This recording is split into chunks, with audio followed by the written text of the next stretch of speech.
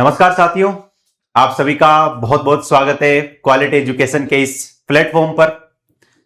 तो जो लोग रेगुलर हमसे जुड़े हुए हैं उनको तो पता है कि हम हर 4-5 दिन में एक इंडियन पॉलिटी या फिर राजस्थान पॉलिटी का कोई भी एक टॉपिक लेते हैं और उस टॉपिक को मैं यहां पर आपके साथ में कंप्लीटली डिस्कस करता हूं और उससे संबंधित सारी जो महत्वपूर्ण बातें हैं, जो इंपॉर्टेंट थ्योरी है, वो सारी मैं यहां पर आपको एक्सप्लेन करता हूं। दूसरी बात कि ये क्लासेस YouTube पर हैं और सभी के लिए फ्री है, तो इसके लिए आपको किसी भी तरह का कोई भी पे करने की जरूरत नहीं है।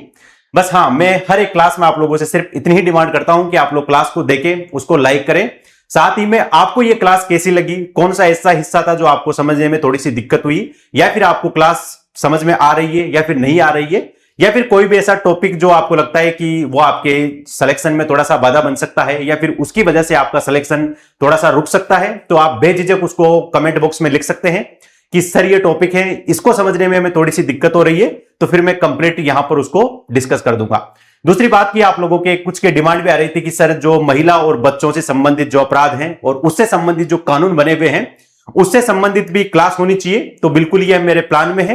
लेकिन ये तभी आ पाएगा जब आप लोगों का प्यार मिलेगा, जब आप लोग अच्छे अच्छे कमेंट करेंगे, जब आप मुझे ये एहसास दिलाएंगे कि सचमुच आपको इस तरह के वीडियोस की जरूरत है।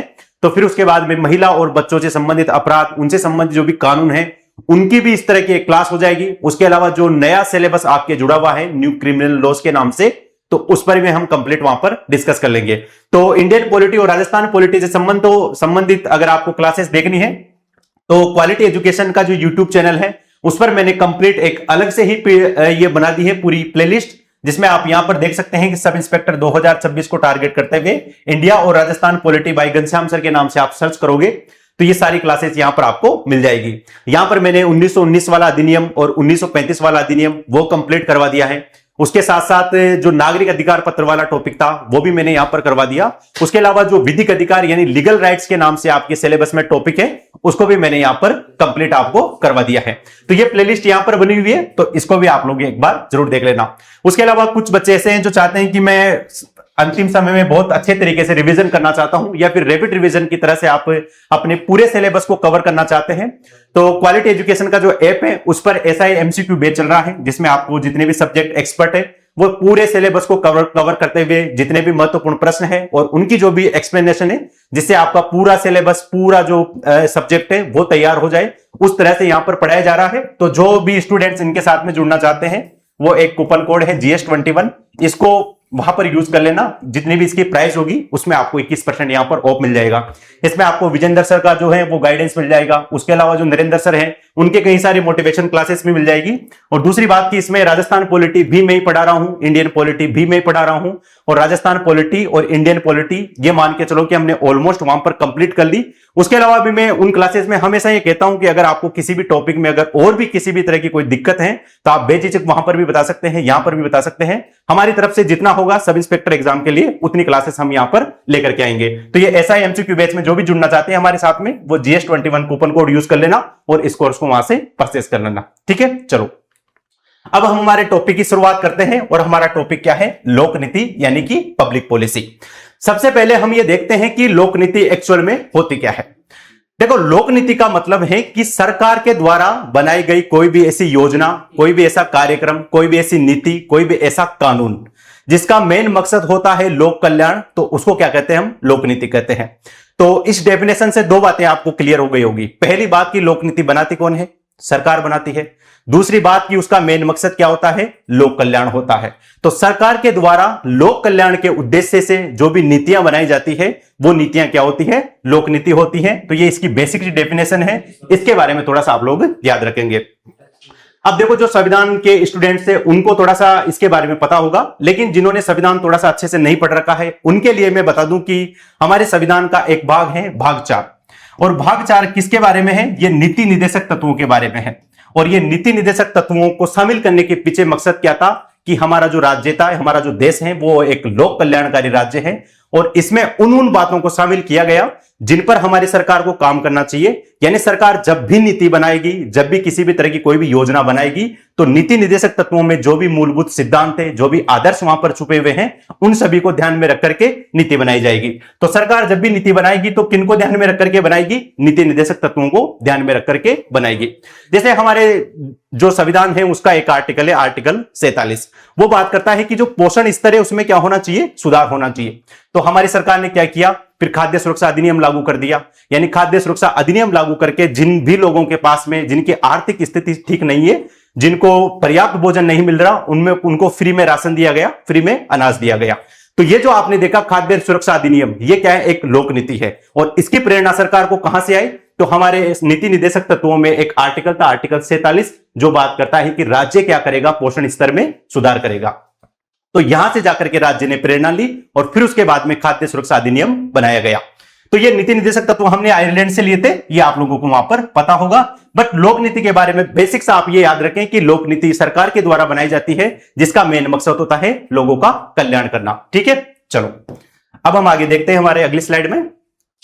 अब देखो लोक नीति का जो टॉपिक है, इससे क्या है कि 2-3 तरह के प्रश्न पूछे जाते हैं। अगर आप आरपीएससी के पैटर्न को देखोगे, अधीनस्थ बोर्ड को भी देखोगे, तो ज्यादातर प्रश्न आते हैं इसकी थियोरी को लेकर के, यानी इसके संबंध में कुछ मूलभूत बातें होती है, इसकी कौन कौन सी विशेषता है, किन किन आधारों पर यह लोक नीति टिकी हुई है, या इस टॉपिक की मूल भावना क्या है, उससे कभी कभार प्रश्न पूछे जाते हैं।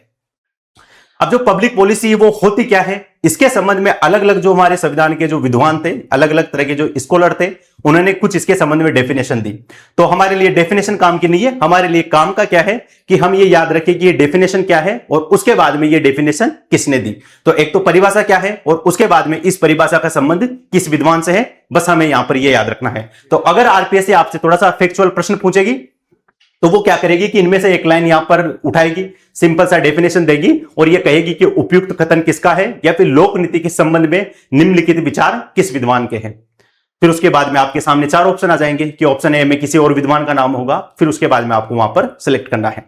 अब देखो विद्वान बहुत सारे हैं, लोक नीति के बारे में बहुत सारे विद्वानों ने बहुत कुछ कहा होगा, लेकिन हमारे एग्जाम के नजरिए से जो स्कॉलर हैं, जो विद्वान हैं, जिन्होंने इसके बारे में कहा है, उनको हमें ठीक से याद करना है। जैसे आपके लिए सामने पहला है, नाम है डीमोक। अब जो डीमोक महोदय हैं, उन्होंने लोक नीति के बारे में क्या कहा? उन्होंने कहा कि नीतियां सजगता से निर्धारित आचरण के वे नियम हैं जो प्रशासनिक निर्णयों को मार्ग दिखाते हैं। यानी लोक नीति को प्रशासनिक निर्णयों का मार्ग दिखाने के रूप में किसने परिभाषित किया है? डीमोक ने। यानी कोई भी प्रशासन से संबंधित निर्णय होगा, उसको मार्ग दिखाने का काम कौन करेगी? लोक नीति। तो जो नीति प्रशासनिक निर्णयों को मार्ग दिखाती है वो नीति क्या कहलाती है? लोक नीति कहलाती है। यह परिभाषा का संबंध किससे है? यह परिभाषा दी थी डीमोक महोदय ने। फिर उसके बाद में दूसरा नाम है पॉल जे फ्रेडरिक। या तो ये नाम पूछ करके आपसे डेफिनेशन पूछेगा कि ये डेफिनेशन का संबंध किससे है, या फिर डेफिनेशन देके आपसे नाम पूछेगा कि इस डेफिनेशन का संबंध किस व्यक्ति से है। दोनों ही स्थितियों में आपको यहां पर तैयार रहना है। जैसे पॉल जे फ्रेडरिक क्या कहते हैं कि किसी भी परिस्थिति में क्या करना है और क्या नहीं करना, इसके संबंध में लिया गया निर्णय ही क्या है? नीतियां हैं। यानी सरकार के सामने कोई भी ऐसी सिचुएशन आई तो सरकार उस परिस्थिति में क्या करेगी और क्या नहीं करेगी, उस संबंध में सरकार जो भी निर्णय लेती है वो क्या है? लोक नीति है, यानी कि पब्लिक पॉलिसी है। और ये कहना किसका है? पॉल जे फ्रेडरिक साहब का। फिर उसके बाद में एक और विद्वान है थॉमस आर डाई। देखो थॉमस आर डाई क्या कहते हैं कि लोक नीति वो सब कुछ है जो सरकार करने और नहीं करने का निर्णय लेती है। यानी सरकार जो भी कार्य करती है और नहीं करने का जो निर्णय लेती है वो क्या है? लोक नीति। और ये परिभाषा किसने दी थी? थॉमस आर डाई ने। फिर उसके बाद में प्लोडेन महोदय क्या कहते हैं कि किसी भी देश की सरकार के प्रत्येक स्तर पर नीतियों का निर्माण किया जाता है, वे सब वास्तव में क्या होती है? लोक नीतियां होती हैं। यानी किसी भी देश में कोई भी जो सरकार होती है वो किसी भी स्तर पर किसी भी तरह की कोई भी नीति का निर्माण करती है, वो सारी नीतियां किसके अंतर्गत शामिल होती है? लोक नीति के अंतर्गत शामिल होती हैं। मैंने आपको बताया था कि योजना जो है वो भी लोक नीति में शामिल होती है, जो सरकार कानून बनाती है वो भी लोक नीति के रूप में शामिल होती है, जो सरकार किसी भी तरह का कोई भी कार्यक्रम चलाती है वो भी लोक नीति में शामिल होती है। 2 शब्द बहुत इंपॉर्टेंट है। पहली बात, लोक नीति बनाएगी कौन? सरकार बनाएगी। और मकसद क्या होगा? लोक कल्याण। बस इसको आप थोड़ा सा याद रखना। साथ ही में ये जो डेफिनेशन है इनको आप इनसे रिलेट करके याद रखना कि किस महोदय ने लोक नीति के संबंध में क्या डेफिनेशन दी। ठीक है, चलो अब देखो ये 4 तो यहां पर मैंने बता दिया। उसके अलावा एक और इंपॉर्टेंट डेफिनेशन है, उसको थोड़ा सा आप लोग याद रखना। ये टेरी ने दी थी। कि लोक नीति उस कार्यवाही की शाब्दिक, लिखित व विहित बुनियादी मार्गदर्शक है जिसे प्रबंधक अपनाता है और जिसका क्या करता है, अनुगमन करता है। तो लोक नीति को प्रबंधक अपनाता है और उसी के अनुसार क्या करता है, अनुगमन करता है। तो यह परिभाषा लोक नीति के संबंध में किसने दी थी, टेरी ने दी थी। तो यह हो गई हमारी बात किससे संबंधित, डेफिनेशन से संबंधित। अब देखो यहां पर सब कुछ लिखा हुआ है स्लाइड में, तो बहुत सारे लोगों को लगेगा कि सर ये टॉपिक इतना बड़ा है तो ये 40 से 45 मिनट में कैसे कंप्लीट हो गया, या फिर आपने उतना डिटेल में नहीं करवाया क्या। तो इसका रीजन ये है कि सारी चीजें यहां पर लिखी हुई है, मैं आपको एक्सप्लेन करता हुआ चल रहा हूं। इसकी पीडीएफ आपको टेलीग्राम पर मिल जाएगी। अगर आप कुछ लिखना चाहते हैं तो टेलीग्राम से लिख सकते हैं, नहीं तो डायरेक्ट यहां से क्लास से नोट कर सकते हैं, या फिर आपको ये पीडीएफ मिलेगी उससे भी आप डायरेक्ट वहां पर पढ़ सकते हैं। तो सब चीजें यहां पर लिखी हुई है। इसका एक फायदा हमारे यह है कि हमारे बहुत कम समय में यह टॉपिक बहुत अच्छे स्तर से तैयार हो जाएगा। और जब आप किसी भी बुक्स को देखोगे पॉलिटी की, तो ये मान के चलो कि यही सारी बातें वहां पर मिलेगी। यानी लोक नीति से संबंधित जो भी टॉपिक है, उस टॉपिक से सारी संबंधित जो भी बातें हैं वो सब हमने कवर कर ली। अभी अगर आप आगे देखेंगे तो मैं नीति आयोग के बारे में भी आपसे डिस्कस करूंगा कि नीति आयोग क्या है, कैसे उसका गठन हुआ। फिर उसके बाद में एक राष्ट्रीय विकास परिषद है जिसे सुपर कैबिनेट भी कहा जाता है, उसके संबंध में मैं आपको वहां पर समझाऊंगा। तो ये तीन चीजें हो गई, एक तो लोक नीति के बारे में पढ़ेंगे, नीति आयोग, और उसके बाद में राष्ट्रीय विकास परिषद, और ये सारा हम एक ही क्लास में इसमें कर देंगे। अब देखते हैं कि एक लोक नीति होती है उसमें कौन कौन सी विशेषताएं होती हैं, उसकी क्या क्या क्वालिटीज होती हैं। जैसे पहली है कि लोक नीति हमेशा सरकार के द्वारा बनाई जाती है, इसमें किसी भी तरह की कोई भी दिक्कत नहीं होनी चाहिए। लोक नीति बनाती कौन है, सरकार, और उद्देश्य क्या होता है, लोक कल्याण। इसका उद्देश्य हमेशा लोक कल्याण होता है, तो यह बात यहां पर एकदम सही। लोक नीति एक गतिशील प्रक्रिया है जो आवश्यकता अनुसार परिवर्तित होती रहती है। यानी कोई भी लोक नीति बनाई जाती है वो ऐसा नहीं होता कि एक बार सरकार ने बना दी और वो हमेशा के लिए काम आएगी। लोक नीति जो भी काल होता है, जो भी परिस्थिति होती है, उसके अनुसार क्या होती है, बदलती रहती है। जैसे आपको पता होगा कि सरकार ने जब शुरुआत में नरेगा योजना शुरू की थी तो नरेगा योजना में 100 दिवस का रोजगार दिया जाता था। फिर बाद में सरकार ने इसमें संशोधन किया और सरकार ने देखा कि लोगों की जो कंजम्पशन पावर है वो घट रही है, तो सरकार ने इसको बढ़ा करके कितना कर दिया, 125 दिन कर दिया। तो लोक नीति एक बार बनाई, नरेगा योजना 100 दिवस दिया, बाद में परिस्थितियों के हिसाब से उसमें संशोधन करके कितने दिन कर दिए थे, 125 दिन कर दिए थे। तो ये इसके बारे में थोड़ा सा आप लोग याद रखेंगे। उसके अलावा लोक नीति एक गतिशील प्रक्रिया है और आवश्यकता के अनुसार परिवर्तित होती रहती है। लोक नीति भविष्य उन्मुख होती है। अब इसको आप थोड़ा सा याद रखना कि लोक नीति भविष्य उन्मुख कैसे होती है। भविष्य उन्मुख का मतलब है कि लोक नीति बनाई वर्तमान में जाती है, लेकिन किसको ध्यान में रख करके बनाई जाती है, भविष्य में ध्यान में रख करके बनाई जाती है। जैसे आप थोड़ा सा देखें कि सरकार जब भी जो एनर्जी को लेकर के बात करती है, विद्युत को लेकर के बात करती है, तो वो किससे संबंधित बात करती है, वो बात करती है कि विद्युत ऊर्जा में हम रिन्यूएबल एनर्जी यानी जो नवीकरणीय ऊर्जा के स्रोत है उनको शामिल करें, क्योंकि उनको पता है कि जो अनवीकरणीय ऊर्जा के स्रोत है वो भविष्य में समाप्त होने वाले हैं। इससे पहले ही हम हमारा जो पूरा सिस्टम है उसको किस पर शिफ्ट कर दे, रिन्यूएबल जो एनर्जी है उस पर शिफ्ट कर दे। तो अभी आप लोग देखते होंगे कि गवर्नमेंट रिन्यूएबल एनर्जी में सौर ऊर्जा, पवन ऊर्जा जो है उनको लेकर काफी काम कर रही है, क्योंकि ये वो स्रोत है जो कभी खत्म नहीं हो सकते। तो सरकार ने यहां पर नीति वर्तमान में बनाई, लेकिन ध्यान में किसको रख रही है, भविष्य को ध्यान में रख रही है कि भविष्य में ये जो एनर्जी सोर्स है ये खत्म हो जाएंगे, लेकिन जो ऐसे सोर्स जो खत्म कभी नहीं होंगे तो उसके संबंध में सरकार अभी उनको बढ़ावा देने के प्रयास कर रही है कि उसके संबंध में वहां पर कार्य किया जाए। तो लोक नीति भविष्य को ध्यान में रख करके बनाई जाती है, तो ये क्या होती है, भविष्य उन्मुख होती है। उसके अलावा लोक नीति दिशा निर्देश देती है ताकि समस्त प्रशासन इन निर्देशों का पालन कर लोक कल्याण के उद्देश्य को पूरा कर सके। तो ये भी बात सही है। जब भी कोई भी योजना, कोई भी कानून बनता है तो उसमें जितने भी प्रशासनिक अधिकारी हैं, जो उससे संबंधित अधिकारी हैं, उनको उस नीति के माध्यम से निर्देश मिलता है कि उनको किस दिशा में काम करना है और किस दिशा में काम नहीं करना है। तो ये भी इसके बारे में थोड़ा सा याद रखेंगे। लोक नीति के निर्माण में केवल सरकारी नहीं बल्कि गैर सरकारी संगठन का भी योगदान होता है। अब देखो थोड़ा सा इसको समझना कि लोक नीति बनाई सरकार के द्वारा जाती है, लेकिन सरकार के साथ साथ बाकी जो गैर सरकारी संगठन है उनकी भी बहुत महत्वपूर्ण भूमिका होती है। अब आप कहोगे कि सर गैर सरकारी जो तत्व है उनकी भूमिका कैसे होती है। उनकी भूमिका ऐसे होती है कि जैसे आपको पता होगा कि सूचना का अधिकार अधिनियम 2005 हमें सरकार के द्वारा अधिनियम को पारित किया गया, लेकिन उसमें क्या था कि उसमें सबसे बड़ी भूमिका किसने निभाई, तो एक गैर सरकारी संगठन था अरुणा रॉय के नेतृत्व में, उसका नाम था मजदूर किसान शक्ति संगठन। मजदूर किसान शक्ति संगठन ने ब्यावर में धरना दिया, सरकार की उसके बाद में आंखें खुली और फिर उसके बाद में जाकर के सूचना का अधिकार अधिनियम 2005 आया। तो ये मान के चलो कि नीति सरकार बनाती है, लेकिन जो गैर सरकारी तत्व है उनकी भी इसमें बहुत इंपॉर्टेंट भूमिका होती है। तो यहां पर ये छठा पॉइंट भी कंप्लीट हो गया। उसके बाद में लोक नीति परिणाम उन्मुख होती है, यानी परिणामों को ध्यान में रख करके ये लोक नीति बनाई जाती है। तो ये भी सही है। और लोक नीति एक जटिल प्रक्रिया है, जटिल प्रक्रिया का मतलब है कि पहले जो है समस्या को ध्यान में रखा जाता है, फिर उससे संबंधित तथ्य है वो एकत्रित किए जाते हैं, कौन सा फील्ड है, कौन सा क्षेत्र है, उसमें किस तरह से कार्य करने की जरूरत है, तो ये सारी बातें जो है इसमें ध्यान में रखी जाती हैं। तो लोक नीति क्या एक जटिल प्रक्रिया है। तो ये सारा जो भी पॉइंट है इनको आप लोग ठीक से याद रखेंगे। चलो, तो लोक नीति हमने समझ ली, उसके साथ साथ हमने परिभाषाओं के बारे में भी पूरा देख लिया कि लोक नीति क्या होती है, परिभाषाएं क्या होती हैं, और इसकी विशेषताओं के बारे में भी कंप्लीट यहां पर डिस्कस कर लिया।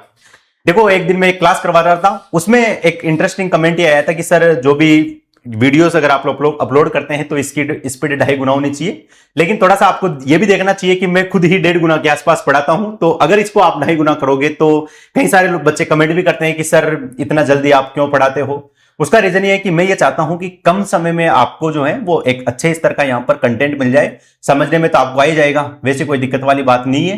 दूसरी चीजें यहां पर स्लाइड पर लिखी हुई है तो उसका भी किसी भी तरह की कोई भी दिक्कत नहीं है। तो थोड़ा सा जल्दी पढ़ाने का पीछे मकसद ये होता है कि आपका टाइम किसी भी तरह से खराब नहीं हो, क्योंकि देखो मैं तो एकदम फ्री हूं, मेरे पास टाइम भी खूब है, ऐसी कोई दिक्कत वाली बात नहीं है। लेकिन उसका मेन रीजन ये है कि मैं चाहता हूं कि आपका एक भी मिनट जो है इसमें खराब ना हो, इसलिए न तो मैं किसी भी तरह की कोई भी एक्स्ट्रा बात करता हूं, ना ही आप लोगों ने देखा होगा कि मैं किसी भी इधर उधर की बात करता हूं। मैं चाहता हूं कि अगर हम 40 से 45 मिनट पढ़े तो पूरा का पूरा फोकस हमारा इस पर रहना चाहिए, ठीक है। तो हमने ये सारी बातें यहां पर देख ली। अब देखते हैं कि लोक नीति के प्रकार कौन कौन से हैं। तो एक प्रकार है नियामक या फिर नियंत्रणकारी नीति, यानी जो सरकार नीति बनाती है वो नियामक या फिर नियंत्रणकारी नीति कैसे होती है। ऐसी नीतियां जिसमें सरकार किसी भी तरह का कोई कंट्रोल करने की कोशिश करती है, जैसे प्रदूषण को नियंत्रण करने से संबंधित कोई भी नीति बनाई जाती है तो वो कैसे होती है, या फिर किसी को रेगुलेट करने के लिए, उनका जो है वो नियमित करने के लिए जो नीति बनाई जाती है वो लोक नीति यानी नियामक यानी नियंत्रणकारी नीति की कैटेगरी में शामिल होती है। उसके अलावा सारगर्भित नीति क्या होती है, चाहे आप सारगर्भित कहें चाहे इसको तात्विक नीति कहें, इसका मकसद ऐसा होता है कि सभी जो क्षेत्र हैं उनका विकास हो, जो सार्वभौमिक जो विकास की अवधारणा है उससे संबंधित है सारगर्भित नीति। वितरणात्मक नीति, वितरणात्मक नीति का मतलब है कि जो भी संसाधन है उनको समाज के सभी वर्ग जो है उनमें समान रूप से वितरित किया जाए। जैसे आप पढ़ते होंगे सार्वजनिक वितरण प्रणाली, ये सब किस तरह की नीति है, वितरणात्मक नीति। एक होती है पुनः वितरणात्मक नीति। पुनः वितरणात्मक नीति का मतलब है कि जो भी हमारे पास में संसाधन है उनको एक बार फिर से समान रूप से डिस्ट्रीब्यूट करना। जैसे एग्जाम्पल के लिए भूमि सुधार से संबंधित आप लोगों ने देखा होगा, तो जब भूमि सुधार कानून लागू किए गए थे उसमें जो भूमि थी उसको क्या किया गया था, जो लोग थे उनमें डिस्ट्रीब्यूट किया गया था। उसके अलावा एक विषम नीति होती है। तो 5 तरह की नीतियां होती है, एक तो नियामक या नियंत्रणकारी नीति हो सकती है, या फिर सारगर्भित नीति हो सकती है, वितरणात्मक नीति हो सकती है, पुनः वितरणात्मक नीति हो सकती है, और एक ये है विषम नीति हो सकती है। तो इनके बारे में 5 नीतियां आप लोग याद रखेंगे। इसमें समझने जैसा उतना ज्यादा कुछ बात नहीं है, बस आपको इतना सा याद रखना है कि नीतियों के कौन कौन से प्रकार होते हैं, ठीक है। चलो, अब आता है हमारे लोक नीति के मॉडल। अब देखो, लोक नीति विभिन्न मॉडलों पर बनाई जाती है। कोई भी योजना, कोई भी कानून, कोई भी नीतियां बनाई जाती है, उसके कई सारे मॉडल होते हैं। अब उसके मॉडल कौन कौन से हैं थोड़ा सा आप यहां पर देखेंगे। एक होता है संस्थावादी मॉडल। संस्थावादी मॉडल का मतलब है कि लोक नीति का निर्माण केवल सरकार के द्वारा किया जाता है तथा उसमें किसी अन्य संगठन की कोई भी भूमिका नहीं होती है। संस्थावादी मॉडल के तहत जो भी नीति बनती है उसमें औपचारिक जो संगठन होते हैं, जो सरकार के संगठन होते हैं, ऑफिशियल ऑर्गेनाइजेशन, उनकी भूमिका ज्यादा होती है। जो गैर सरकारी संगठन है उनकी इसमें भूमिका नहीं होती है। तो ऐसी लोक नीति जिसका निर्माण सरकार के द्वारा किया जाता है और जिसमें गैर सरकारी जो तत्व है उनकी भूमिका नहीं होती है, यानी उसमें जो सरकार के जो औपचारिक संगठन है उनकी भूमिका ज्यादा होती है, तो वो लोक नीति किस मॉडल पर होती है, संस्थावादी मॉडल पर। दूसरा आपके सामने है समूह मॉडल। समूह मॉडल का मतलब है कि लोक नीति का निर्माण तो सरकार के द्वारा ही किया जाएगा, लेकिन उसमें अन्य संगठनों की भी भूमिका होती है, जैसे मीडिया है, जैसे जनमत है, स्वयंसेवी संस्थाएं हैं, जैसे दबाव समूह है। तो यानी लोक नीति का निर्माण तो सरकार ही कर रही है, लेकिन उसमें गैर सरकारी तत्वों की भी भूमिका है, चाहे वो सरकार पर प्रेशर बनाना हो, चाहे सरकार को कोई भी जो ऐसा एक्ट है जिससे जागरूक करना हो। जैसे मीडिया है वो जागरूक करने का काम करती है, और जो दबाव समूह है वो सरकार पर प्रेशर बनाते हैं कि सरकार लोक कल्याण से संबंधित नीति बनाए। तो जब सरकार इससे संबंधित गैर सरकारी तत्वों की भी उसमें भूमिका होती है, यानी सरकार के कई सारे संगठन जो है और जो अन्य गैर सरकारी संगठन है एक साथ मिलकर के समूह के माध्यम से नीति का निर्माण करते हैं, तो वो नीति कौन से मॉडल पर होती है, समूह मॉडल पर। एक है अभिजातीय मॉडल। अब देखो, ये बहुत इंटरेस्टिंग है और काफी इसकी चर्चा भी रहती है देश में।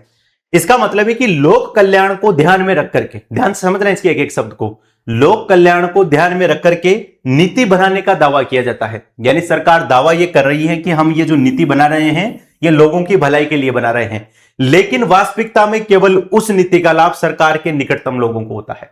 यानी ये जो मॉडल है अभिजातीय मॉडल, ये कह रहा है कि ऐसी नीति जिसको निर्माण सरकार कर रही है और उसमें दावा ये किया जा रहा है कि ये नीति लोगों के कल्याण के लिए बनाई गई है, लेकिन अगर एक्चुअल में देखें तो उस नीति से सरकार के निकटतम कुछ लोग जो हैं उनको ही फायदा होता है, लोगों को फायदा नहीं होता।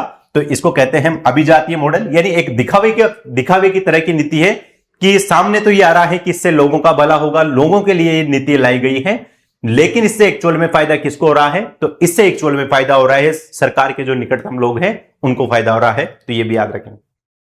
एक है अभिवृद्धिकारी मॉडल, और सबसे अच्छा मॉडल यह माना जाता है क्योंकि जिन देशों की स्थिति इतनी अच्छी नहीं होती वहां पर बार बार नीति निर्माण करना बहुत कॉस्टली भी होता है।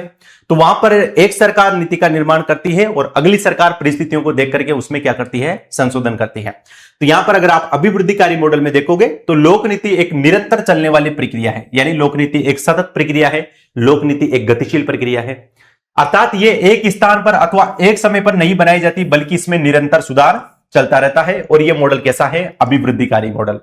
उसके बाद में कचरा पात्र मॉडल। कचरा पात्र मॉडल का मतलब है कि इसमें समाधान को पहले सामने रखा जाता है, फिर समस्या को ढूंढा जाता है। यानी ये थोड़ा सा इंटरेस्टिंग मामला है कि पहले तो हम सॉल्यूशन रखेंगे, फिर उसके बाद में जाकर के हम ढूंढेंगे कि इसका समाधान क्या है। जैसे अगर आप टीवी एड देखते होंगे तो वो थोड़ा सा अपोजिट है। वो पहले आपको समस्या बताते हैं कि आपके टूथपेस्ट में नमक है या फिर नहीं है। अगर नमक नहीं है इसका मतलब है कि आपके दांत सुरक्षित नहीं है। ये क्या है? एक समस्या है। यानी वो हमें थोड़ा सा डरा रहे हैं। फिर उसके बाद में वो सॉल्यूशन देंगे कि अगर आपके टूथपेस्ट में नमक नहीं है तो इसका मतलब है कि आप हमारा टूथपेस्ट लो, इसमें नमक है और इसकी वजह से आपके दांत क्या रहेंगे? सुरक्षित रहेंगे।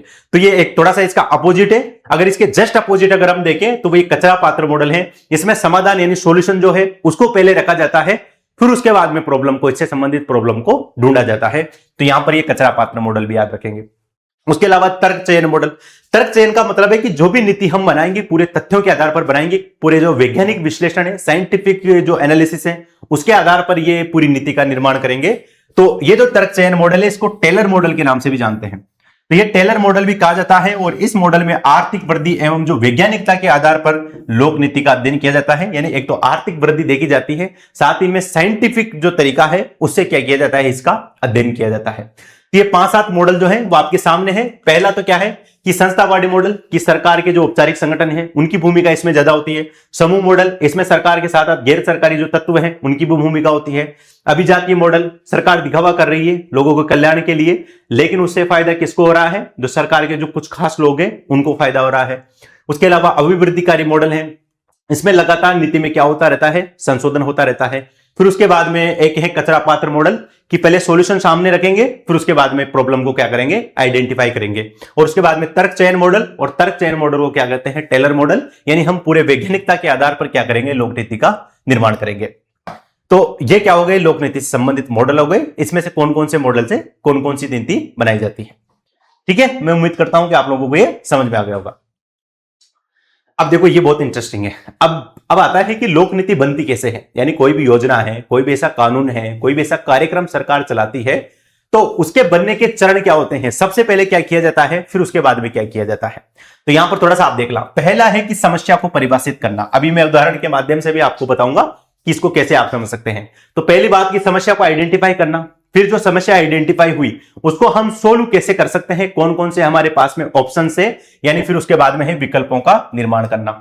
फिर उसके बाद में अगर हम विकल्पों का हमने देखा कि कौन कौन से इसके संबंध में विकल्प है, फिर हम देखते हैं कि कौन सा विकल्प हमारे हिसाब से सही है, यानी कौन सा विकल्प प्रैक्टिकल है। तो व्यवहारिक विकल्प का चयन करना, ये एक बात हो गई। दूसरी बात की अब हमने जो विकल्प का चयन किया उसको क्या करना है? इंप्लीमेंट करना है, यानी क्रियान्वयन करना है। तो उसका क्रियान्वयन करना, अगर क्रियान्वयन कर दिया तो उस नीति की देखरेख करना कि उसके संबंध में जो जिस मकसद के साथ में हमने उसको लागू किया था वो मकसद हमारा पूरा हुआ या फिर नहीं हुआ, तो इसकी पूरी देखरेख करना ये इसमें शामिल होता है। फिर उसके बाद में थोड़ा सा और आप लोग आगे बढ़ेंगे तो वह है कि नीति की सफलता और असफलता को मापन करना, यानी देखना कि नीति सफल हुई या फिर असफल हुई। असफल हुई तो उसकी जो कमी रही है उस कमियों को तलाशना और उसके बाद में उसमें सुधार करना और सबक लेना, और असफलता की क्या करना? यहां पर विवेचना करना। तो ये सारे क्या हो गए? इसके चरण हो गए। अब कुछ लोगों को समझ में नहीं आया होगा कि सर हमें तो कुछ खास समझ में आया नहीं। अब देखो थोड़ा सा एक एग्जाम्पल देखते हैं। ठीक है, मैं बहुत प्रैक्टिकल एग्जाम्पल आपके सामने लेता हूं। जैसे एक समस्या ये थी कि जो हमारा जो भारत देश है उसमें जो ग्रामीण क्षेत्र है या फिर कुछ शहरी क्षेत्र ऐसे भी हैं जहां पे लोगों के पास में खुद का एक मकान नहीं है। तो ये एक समस्या थी और सरकार ने ये समस्या आइडेंटिफाई की। अब सरकार ने कहा कि हम चाहते हैं कि लोगों के पास में खुद का अपना एक घर हो, अपना एक मकान हो, तो हम क्या करेंगे, मकानों के संबंध में नीति बनाएंगे। तो उन्होंने सबसे पहले मीडिया के माध्यम से पूरा डेटा कलेक्ट किया या फिर अन्य स्रोतों से डेटा कलेक्ट किया कि कितने लोगों के पास में भारत में मकान नहीं है। फिर उसके बाद में आता है यहां पर दूसरा चरण यानी विकल्प। फिर उन्होंने देखा कि यार हम कैसे इसको सोल्व कर सकते हैं समस्या को। उनको लगा कि मैं एग्जांपल दे रहा हूं, ऐसा लगा या फिर नहीं लगा ये मुझे पता नहीं है, लेकिन ऐसा हुआ होगा कि उनके पास में कुछ विकल्प होंगे कि दो तरीका है कि या तो हम खुद अलग अलग क्षेत्र में ग्राम पंचायत या फिर जो नगर परिषद का क्षेत्र है वहां पर कुछ फ्लैट्स का निर्माण करवा दे और जिन लोगों के पास में घर नहीं है उन लोगों को क्या करें, वहां पर शिफ्ट कर दे, यानी एक एक फ्लैट उनको दे दे। लेकिन उसमें एक दिक्कत थी कि अगर उनको फ्लैट दे दिया गया और मान लो उसके बाद में उन्होंने फिर किसी को किराए पर दे दिया तो सरकार ने उसको रिजेक्ट किया होगा। ऐसा मैं अज्यूम कर रहा हूं, ऐसा हुआ होगा नहीं होगा मुझे नहीं पता। अब जैसे मान लो सरकार ने एक विकल्प तो उनके सामने था कि लोगों को फ्लैट दे दे, दूसरा विकल्प यह था कि हम एक सामुदायिक भवन बना दे जिसमें जिन लोगों के पास में नहीं है वो साथ में रह सके। तीसरा विकल्प उनके माइंड में यह आया होगा कि हम एक काम करते हैं कि लोगों को आर्थिक सहायता देते हैं, यानी लोगों को पैसे दे देते हैं, लोग अपने हिसाब से अपने मकान का निर्माण कर लेंगे। तो एक एक्स जो कोई भी राशि है, एक कुछ भी ऐसी राशि है वो सरकार ने तय की। फिर उसके बाद में नक्की किया कि ये लोगों को हम क्या करेंगे, मकान बनाने के लिए देंगे। आप देखते होंगे इंदिरा आवास योजना था, फिर प्रधानमंत्री आवास योजना, तो उनमें जो पैसे मिलते हैं उसके संबंध में ये प्रक्रिया याद रखेंगे। व्यवहारिक विकल्प उन्होंने देख लिए, फ्लैट या फिर सामुदायिक भवन, या फिर उसके बाद में कौन सा वाला कि हम डायरेक्ट पैसे देंगे यानी सब्सिडी के रूप में देंगे, यानी आर्थिक सहायता देंगे। अब व्यवहारिक विकल्प का चयन कर लिया कि आर्थिक सहायता देंगे, वो थोड़ा सा ठीक रहेगा, उससे लोग अपने हिसाब से मकान भी बनाएंगे और उनके रहेंगे भी सही।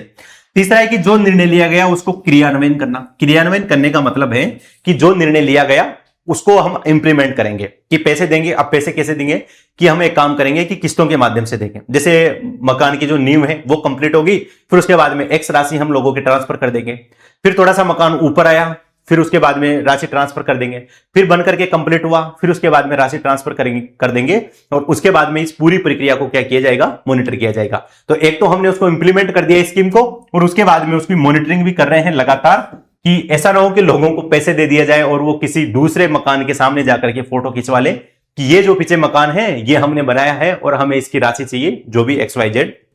ऐसा हो सकता है तो सरकार ने उसकी मॉनिटरिंग भी की, जिला स्तर पर भी की, साथ ही में पंचायत स्तर पर की होगी, तो उसकी सरकार ने मॉनिटरिंग की कि लोग बना रहे हैं या फिर नहीं बना रहे हैं। फिर उसके बाद में उन्होंने देखा कि यार लोग बना रहे हैं तो ये मॉडल सफल हुआ या फिर नहीं हुआ। इसका मतलब है कि कितने लोगों के पास को अपना खुद का घर मिला, कितने लोगों को घर नहीं मिला। अगर लोगों ने नहीं बनाया तो उसका रीजन क्या था, तो उसके सामने एक समस्या यह है कि लोगों के पास में जमीन ही नहीं है, वो तो किसी और की जमीन में रहते हैं, तो मकान कैसे बनाएंगे, तो वो उनके पास में एक समस्या और आ गई। फिर उसके बाद में उस समस्या को उन्होंने समाधान किया और उसकी क्या की पूरी विवेचना की। तो ये जो पूरा स्ट्रक्चर है किसी भी नीति के निर्माण को लेकर के, इस तरह की प्रक्रिया वहां पर फॉलो की जाती है। तो इसको आप थोड़ा सा इस व्यवहारिक विकल्प के माध्यम से याद कर सकते हैं। ठीक है, चलो अब आगे की नीति निर्माण पर प्रभाव, यानी जो इफेक्ट है वो किसका पड़ता है। कोई भी नीति बनती है तो उसमें उस नीति को कौन प्रभावित करता है। तो पहली बात है कि एक तो विचारधारा प्रभावित करती है, यानी जिस सरकार की विचारधारा जैसी होगी उस सरकार की लोक नीति भी उसी तरीके से बनेगी। तो अपनी अपनी सरकार जो होती है, यानी जितनी भी सरकारें हैं भारत में चाहे दुनिया भर में, उनकी जिस तरह की आइडियोलॉजी होगी वो देश को उसी दिशा में ले जाने की कोशिश करेंगे, उसी तरह की नीतियों का निर्माण किया जाएगा। तो जो आइडियोलॉजी है ये भी लोक नीति को प्रभावित करती है। तो एक तो आइडियोलॉजी हो गया। दूसरा है जनमत, यानी जनमत किस पक्ष में है, जनमत जो जनता का जो अधिकांश जो तबका है वो किस पक्ष में है, तो जनमत भी लोक नीति को प्रभावित करता है। एक है सरकार की छवि, सरकार की खुद की छवि कैसी है। अगर सरकार की छवि गरीबों को लेकर के थोड़ी सी यह है कि वो गरीबों के लिए कार्य करती है, तो जब भी नीति का निर्माण किया जाएगा तो सरकार की छवि के हिसाब से उसमें गरीबों से संबंधित कार्य भी होगा। तो सरकार की जो छवि है वो भी इस पर निर्भर करती है। एक है बाहरी दबाव, इंटरनेशनल प्रेशर, वो भी रहता है लोक नीति के निर्माण में। और उसके अलावा अन्य कारक जैसे आपदा है या फिर जो मनोवैज्ञानिक जो कारण है वो भी इसके लिए जिम्मेदार होते हैं। तो ये जो कारक है ये नीति को क्या करते हैं, प्रभावित करते हैं। फिर उसके अलावा लोक नीति का निर्माण करता कौन है, सवाल ये आता है। देखो लोक नीति का निर्माण जो है वो सरकार करती है और इसमें गैर सरकारी तत्वों की भूमिका होती है। अब सरकार में क्या क्या है, पहली बात है कि संसद करती है। केंद्रीय स्तर पर लोक नीति का निर्माण कौन करती है, संसद करती है। और राज्य स्तर पर वही लोक नीति का निर्माण कौन करती है, विधानमंडल करता है। अब ये जो लोक नीति का निर्माण हुआ इसका क्रियान्वयन कौन करेगा, इसको इंप्लीमेंट कौन करेगा, इसको लागू कौन करेगा, तो ये लागू करती है कार्यपालिका। अब कार्यपालिका भी दो तरीके की है। एक तो वो है नेता मंत्री वगैरह लोग, यानी राजनीतिक कार्यपालिका। एक है सचिव आईएएस, यानी जो ब्यूरोक्रेसी के जो है वो लोग होते हैं स्थायी कार्यपालिका के अंतर्गत। तो ये जो कार्यपालिका है ये क्या करती है, इन लोक नीति को लागू करने का काम करती है। चलो ठीक है, कार्यपालिका होगी। उसके बाद में कभी कभार क्या होती है कि न्यायपालिका भी किसी नीति का निर्माण कर सकती है। अब कैसे कर सकती है, अब तो राजस्थान में है हम तो हमें तो ये पता भी होना चाहिए कि 1992 के आसपास एक केस हुआ था, भूमरी देवी वाला केस हुआ था, जिसमें कोई सामाजिक कार्यकर्ता थी और उसके साथ में कार्यस्थल पर जिस समय वो कार्य कर रही थी उसके साथ में दुष्कर्म हुआ। तो उसके संबंध में ये सारी बातें वहां पर सामने आई। फिर 1997 के आसपास क्या हुआ कि इस तरह का कोई भी एक्ट हमारे संसद ने बनाया हुआ नहीं था, तो सुप्रीम कोर्ट ने एक गाइडलाइन जारी की जिसका नाम आप सुनते होंगे विशाखा गाइडलाइन के नाम से। तो सुप्रीम कोर्ट ने यह कहा कि जब तक सरकार किसी भी कानून का निर्माण नहीं करेगी, जितने भी संगठन हैं, जितने भी कार्यालय हैं, जितने भी आयोग हैं, उनको ये जो सुप्रीम कोर्ट की जो गाइडलाइन है इन्हीं का पालन करना होगा। यानी जब तक सरकार खुद अपने स्तर पर कानून का निर्माण नहीं कर लेती तब तक ये जो गाइडलाइन है इसके माध्यम से काम चलेगा। अब ये इस तरह की नीति है एक तरह की कार्यस्थल पर यौन उत्पीड़न को रोकने के लिए, और ये किसने बनाई, सुप्रीम कोर्ट ने बनाई। तो कभी कभार अगर सरकार जो है किसी भी चीज में टालमटोल करती है, उसको टालती है, तो फिर उसके बाद में सुप्रीम कोर्ट जो है न्यायिक सक्रियता यानी जुडिशियल एक्टिविज्म के माध्यम से कुछ नई नई गाइडलाइंस देता रहता है, यानी नीतियों का निर्माण करता रहता है। तो यहां पर न्यायपालिका भी कभी कभार नीति का निर्माण करती है। अब देखो गैर सरकारी जो संरचना है उसकी भी इसमें भूमिका होती है, जैसे नागरिक समूह है, जो पॉलिटिकल पार्टीज है वो प्रेशर बनाती हैं तो उसके संबंध में भूमिका होती है। मीडिया की बहुत इंपॉर्टेंट भूमिका होती है। जैसे आपको पता होगा कि निर्भया का केस हुआ था 2012 में, फिर उसके बाद में वो मीडिया में काफी हाईलाइट हुआ, और हाईलाइट होने के बाद में देश भर में जो है उसके प्रति काफी आक्रोश हुआ, लोग काफी गुस्से में हुए, और उसके बाद में जल्दी ही सरकार इसके संबंध में क्या लेकर के आई, कानून भी लेकर के आई, और कानूनों को थोड़ा सा कठोर भी किया गया। तो मीडिया भी इसके संबंध में भूमिका निभाती है। हालांकि आजकल की स्थिति थोड़ी सी बहुत दयनीय स्थिति हो चुकी है। जो मेन काम था उसको छोड़ करके बाकी सारे काम वो लोग कर रहे हैं, बस वो जो मेन काम जो था उसको उन्होंने करना बंद कर दिया। तो एक अगर हम कंसेप्ट के रूप में देखें तो मीडिया की भी इसमें भूमिका होती है। अभी है या फिर नहीं है उसके संबंध में पता नहीं। एक है सामाजिक आंदोलन। किसी भी तरह का कोई भी सामाजिक आंदोलन होता है, जैसे अन्ना हजारे के नेतृत्व में भ्रष्टाचार के विरोध में आंदोलन हुआ था, फिर उसके बाद में लोकपाल बिल आया था, तो ये जो सामाजिक आंदोलन होते हैं ये भी इसमें भूमिका निभाते हैं। साथ ही में कोई इंटरनेशनल एजेंसी है वो भी इसके संबंध में क्या करती है, भूमिका निभाती है। तो लोक नीति के निर्माण सरकार करती है, सरकार में संसद भी करती है, विधानमंडल भी करता है, कभी कभार न्यायपालिका भी इसके संबंध में कार्य करती है। लेकिन इसके संबंध में भूमिका किसकी होती है, तो गैर सरकारी जो संरचना है उनकी भी क्या होती है, इसमें भूमिका होती है। कार्यपालिका दो तरीके होती है, राजनीतिक कार्यपालिका, स्थायी कार्यपालिका, ये आप लोग समझ गए होंगे। राजनीतिक कार्यपालिका का आधार राजनीति होती है, ये चुनाव जीत करके आते हैं, चुनाव जीतना इनकी एक योग्यता है। जबकि जो स्थायी कार्यपालिका होती है यानी जो ब्यूरोक्रेसी होती है वो चयनित होकर के आते हैं, सेलेक्ट होकर के आते हैं, यानी मेरिटोक्रेसी के आधार पर वो आते हैं। पॉलिसीज का निर्माण राजनीतिज्ञों के द्वारा किया जाता है और उसमें प्रशासकों की भी महत्वपूर्ण भूमिका होती है, यानी पॉलिसी का निर्माण राजनीतिज्ञ करते हैं।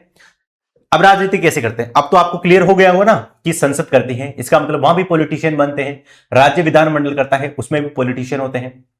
तो निर्माण राजनीतिज्ञ करते हैं, लेकिन उसमें प्रशासकों की बहुत महत्वपूर्ण भूमिका होती है। देखो ये दिखने में लगता है कि सरकार जो है ये पॉलिटिशियन चला रहे हैं या फिर कोई नेता चला रहे हैं।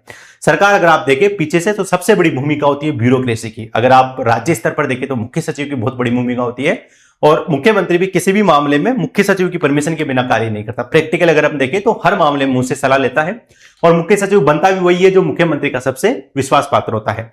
तो यहां पर ब्यूरोक्रेसी जो है उसका बहुत बड़ा रोल होता है।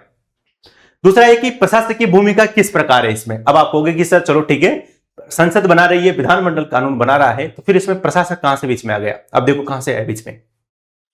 पहला है कि नीति निर्माण के हेतु जो सूचनाएं और तथ्य हैं वो उपलब्ध करवाने का काम करता है। यानी कोई भी नीति का निर्माण किया जाता है तो उसमें कुछ इनपुट चाहिए होते हैं कि किस किस नीति में कौन कौन से पॉइंट्स यहां पर शामिल किए जाने चाहिए। अब वो तथ्य कहां से काम आएंगे, राजनेता खुद तो कलेक्ट करने से रहे नहीं, क्योंकि हो सकता है कि वो उस फील्ड में एक्सपर्ट ना हो, तो राजनेता वो कलेक्ट नहीं करते। तो ये सब तथ्य उपलब्ध करवाना या फिर जो भी सूचनाएं हैं वो उपलब्ध करवाना किसकी जिम्मेदारी होती है, प्रशासकों की। नीति निर्माण हेतु विकल्प उपलब्ध करवाना ये करते हैं, नीति निर्माण हेतु सुझाव देते हैं, और नीति के क्रियान्वयन के संदर्भ में फीडबैक भी ये जो प्रशासक है यही क्या करते हैं, उपलब्ध करवाते हैं।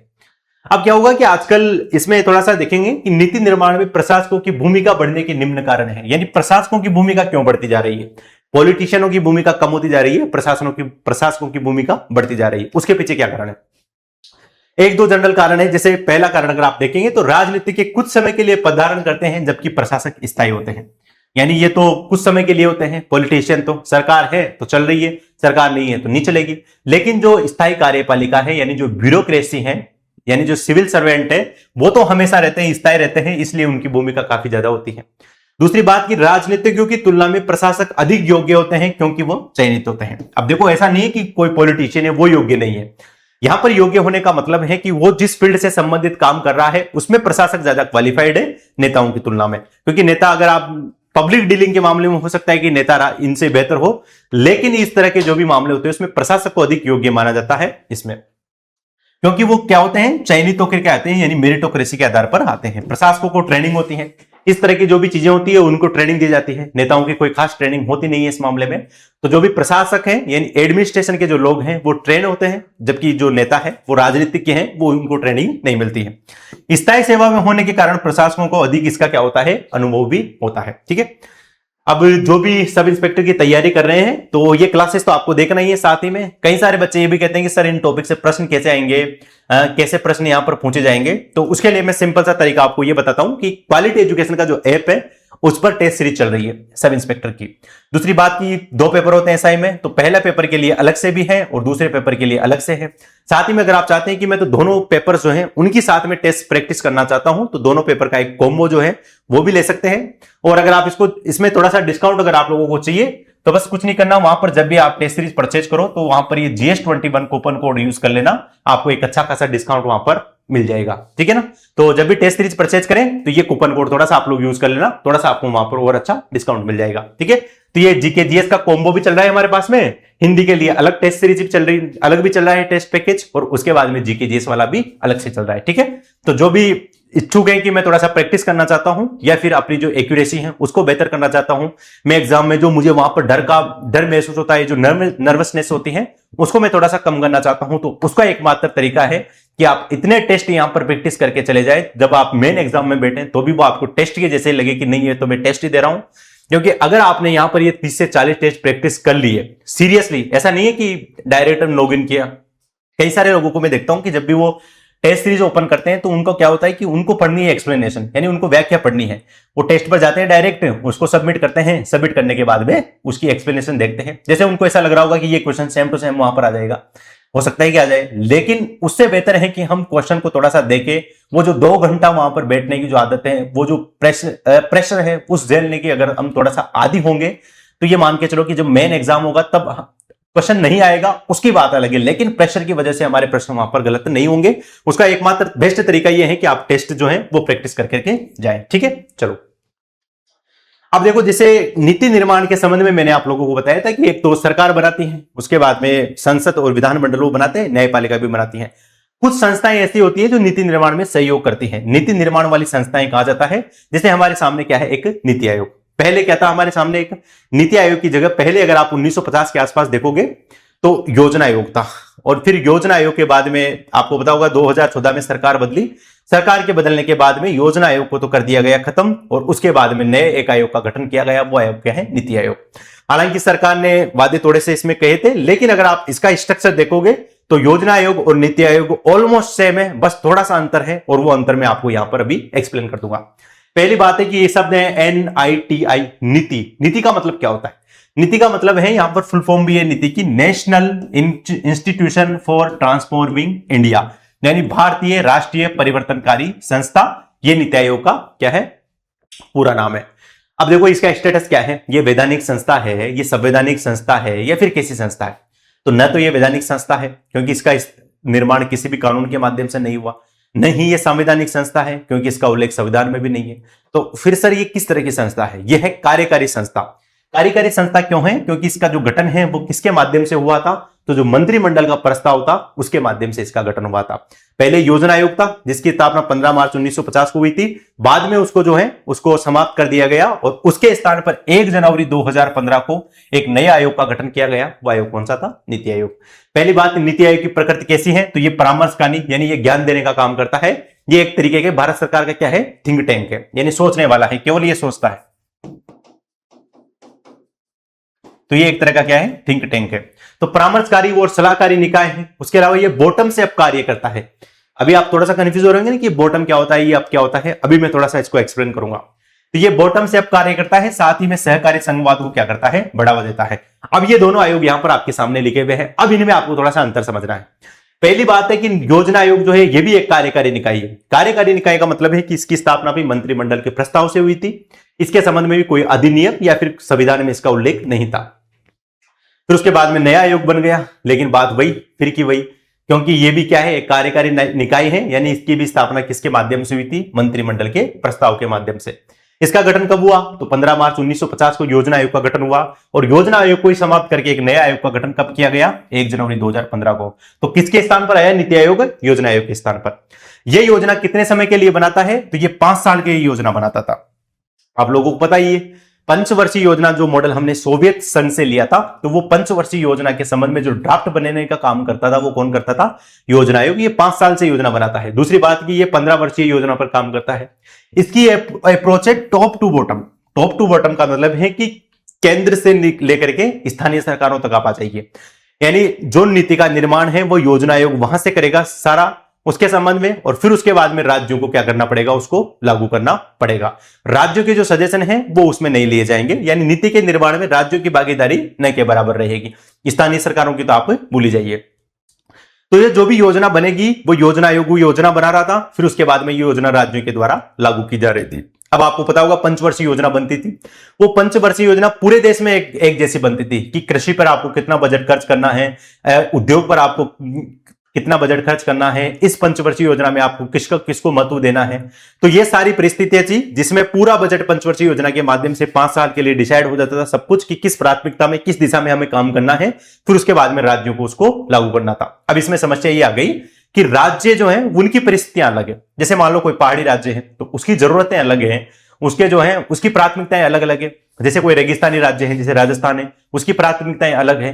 तो आप पूरे देश के लिए एक जैसी योजना कैसे बना सकते हो। तो यह बहुत जरूरी है कि स्थानीय जो सरकारें हैं, जो राज्य सरकारें हैं, उनकी भी सुझाव लिए जाए, उनकी भी सलाह ली जाए नीति निर्माण के माध्यम से, ताकि हमें यह पता चले कि ग्राउंड लेवल पर क्या चल रहा है। नहीं तो फिर ऐसा नहीं हो कि आप दिल्ली के ऐसे कमरों में बैठ करके गांवों की समस्या वहां पर डिस्कस कर रहे हो, तो कैसे समझ पाओगे उस तरह की, जब तक आप धरातल पर उतरोगे नहीं, जब गांव देखोगे नहीं, जब तक आप गांव में जो गरीबी का स्तर है वो कैसा है वो नहीं देखोगे, तब तक नीति का निर्माण कैसे हो सकता है। तो इससे बेहतर है कि नीति आयोग में इसको थोड़ा सा ठीक किया गया और इसकी अप्रोच क्या की गई, बॉटम से अप, यानी हम नीचे से सुझाव लेंगे और फिर उसके बाद में नीचे की जो भी सरकारें हैं उसकी भी भागीदारी रहेगी और सारे मिलकर के क्या करेंगे, नीति का निर्माण करेंगे। तो ये कार्य करती है बॉटम टू टॉप। ये तो ऊपर से नीचे कार्य करती है, ये नीचे से ऊपर कार्य करती है। दूसरी बात, इसकी प्रकृति केंद्रीकृत है, यानी ये केंद्रीकृत है, यानी केंद्र में सारी पावर नीत है। जबकि ये जो है इसकी प्रकृति क्या है, सहकारी संघवाद, यानी राज्यों को भी साथ में लेकर के ये आगे बढ़ता है। दूसरी बात, इसमें सचिव होता था, इसमें मुख्य कार्यकारी अधिकारी है, बस फर्क इतना सा है। इसमें पहले सचिव था और इसमें उसका नाम पद जो नाम है वो बदल गया है, क्या हो गया है, मुख्य कार्यकारी अधिकारी। तो दोनों आयोग में थोड़ा सा ये अंतर आप लोग याद रखेंगे। अब आ गया नीति आयोग की शासी परिषद, गवर्निंग काउंसिल। ये बहुत इंपॉर्टेंट है। देखो, गवर्निंग काउंसिल का मतलब है कि एक ऐसी परिषद है जिसमें राज्यों के प्रतिनिधि भी शामिल हैं और बाकी जो केंद्र शासित प्रदेश हैं उनके भी प्रतिनिधि शामिल हैं, केंद्र के प्रतिनिधि भी शामिल हैं, और सारे मिलकर के क्या करते हैं, जो भी योजना होती है उस पर विचार करता है। तो जो गवर्निंग काउंसिल है वो प्रभावी हुई थी 16 फरवरी 2015 को, और 19 फरवरी 2021 को इसका पुनर्गठन हो गया था। गवर्निंग काउंसिल के अध्यक्ष कौन है, प्रधानमंत्री इसकी अध्यक्षता करते हैं, और जो भी एजेंडा यहां पर रखा जाता है उस पर विचार होता है। जैसे इसमें एक तो था कि जितने भी राज्य हैं और विधानसभा वाले जो संघ राज्य क्षेत्र है उनके मुख्यमंत्री गवर्निंग काउंसिल के सदस्य होते हैं। प्रश्न आ सकता है, याद रखना कि जो नीति आयोग की जो गवर्निंग काउंसिल है उसके मेंबर कौन कौन थे, तो कौन कौन होते हैं। तो एक जितने भी राज्य हैं जहां पर विधान राज्य हैं वहां के जो मुख्यमंत्री है वो तो शामिल होते हैं, लेकिन कुछ राज्य हमारे ऐसे, कुछ केंद्र शासित प्रदेश भी हमारे ऐसे हैं जहां पर विधानसभा है। जैसे जम्मू कश्मीर है, वहां पर विधानसभा है, दिल्ली है, वहां पर विधानसभा है, पुडुचेरी है, वहां पर विधानसभा है। तो वहां के जो मुख्यमंत्री है वो भी इसमें शामिल होते हैं।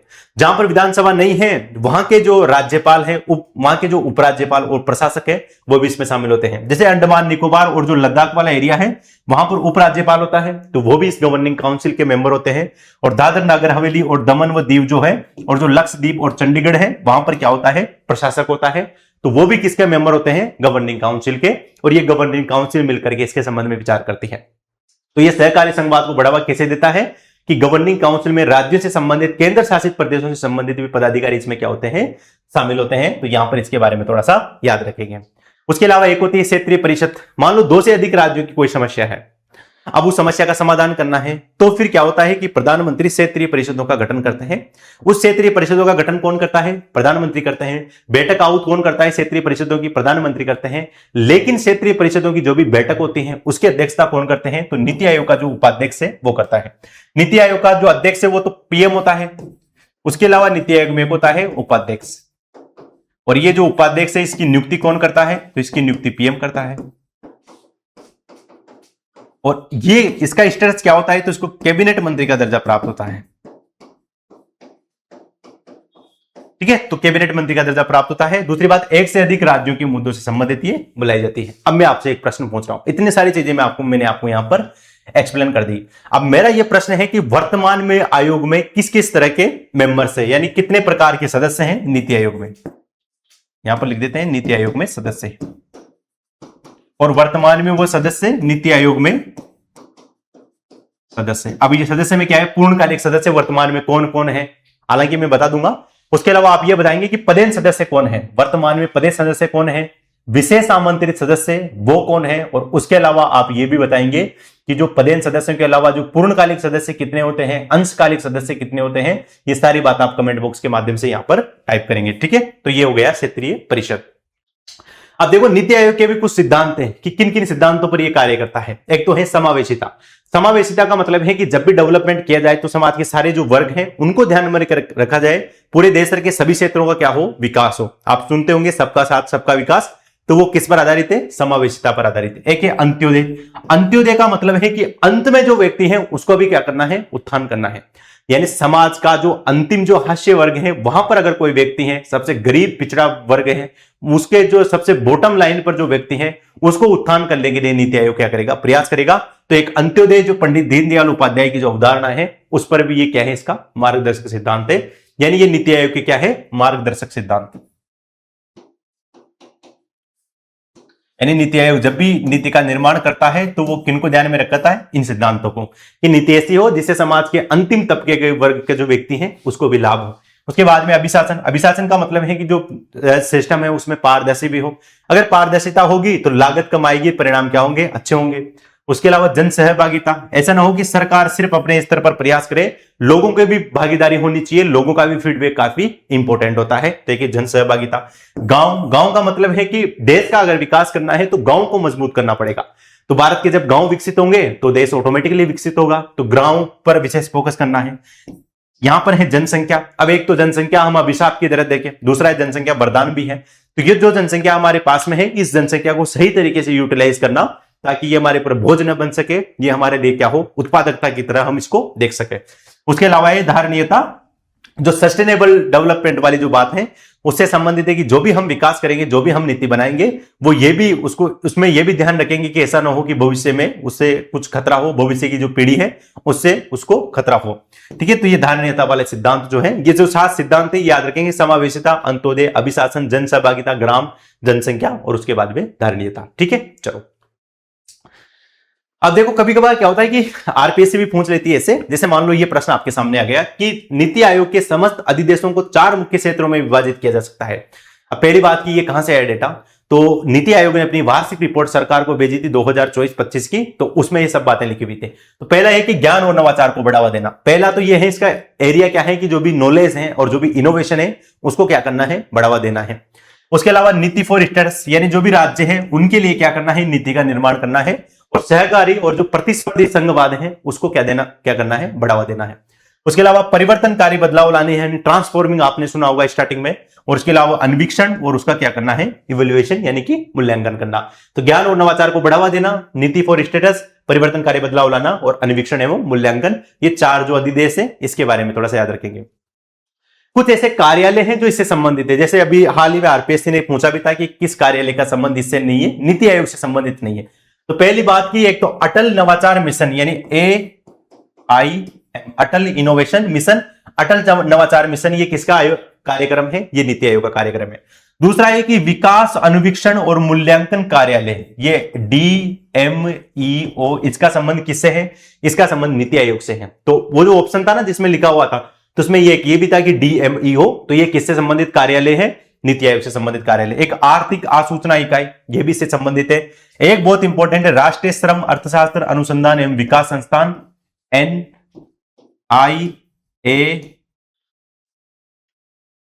NILER और उसके बाद में डी। तो NILER और डी, ये क्या है, नीति आयोग का एक स्वायत्त निकाय है, यानी ऑटोनोमस बॉडी है। तो ये सब आप लोग इसके बारे में याद रखेंगे, हिंदी का नाम भी याद रखना और इसकी थोड़ी सी फुल फॉर्म भी याद रखना।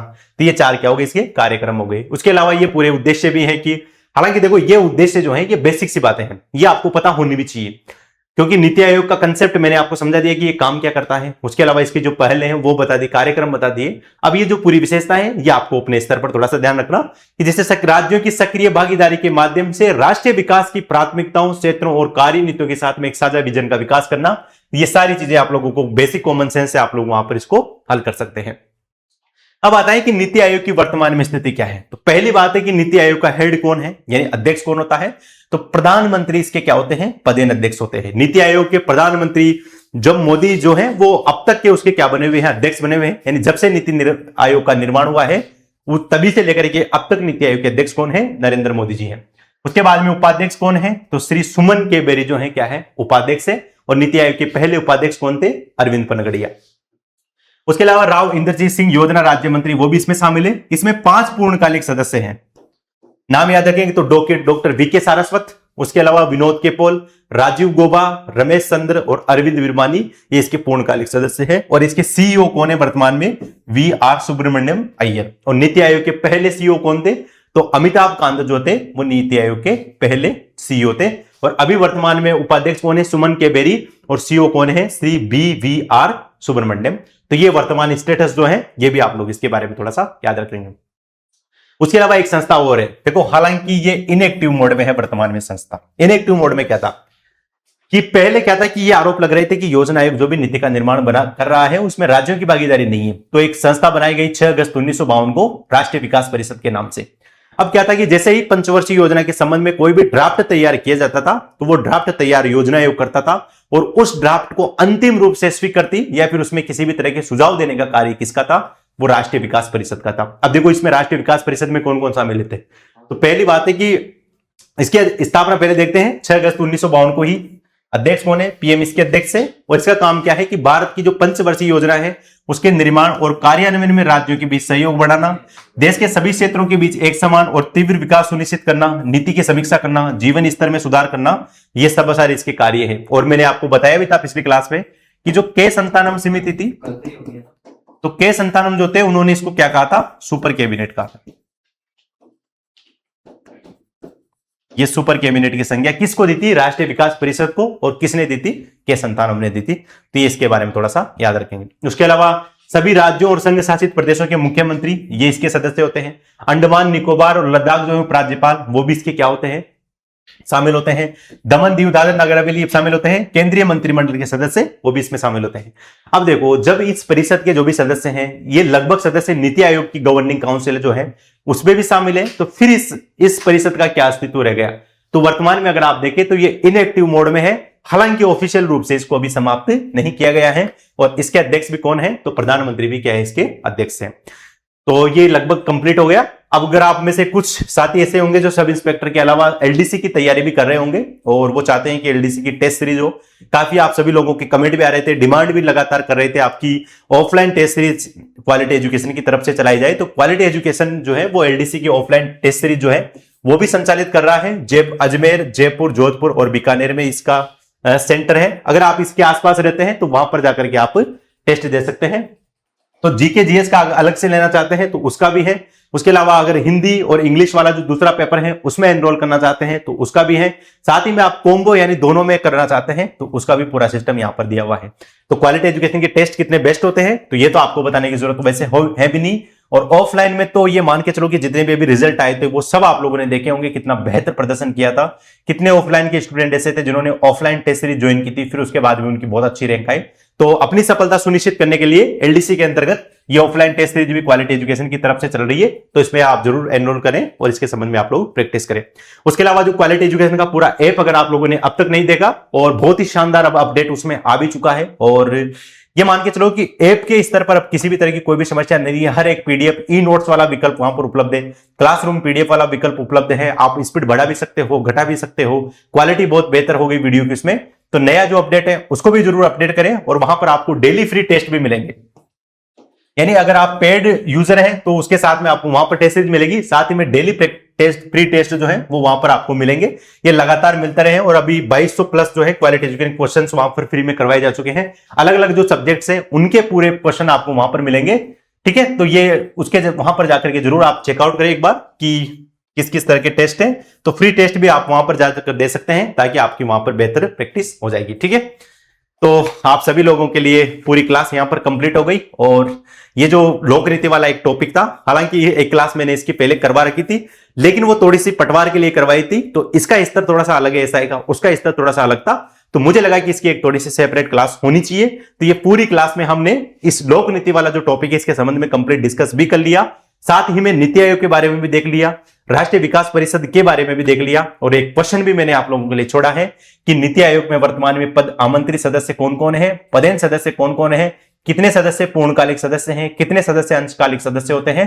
तो ये सारी जो भी जानकारी है ये आप कमेंट के माध्यम से बताओगे। ठीक है, तो और भी किसी भी तरह का कोई भी आपका सब इंस्पेक्टर से संबंधित सवाल है, आप बेझिझक कमेंट के माध्यम से पूछ सकते हैं। हम कोशिश करेंगे कि अगली क्लास में उसको डिस्कस करें। तो तब तक के लिए चाहते हैं विदा, मिलते हैं अगली क्लास में एक और नए टॉपिक के साथ। तब तक के लिए बहुत बहुत धन्यवाद। Thank you.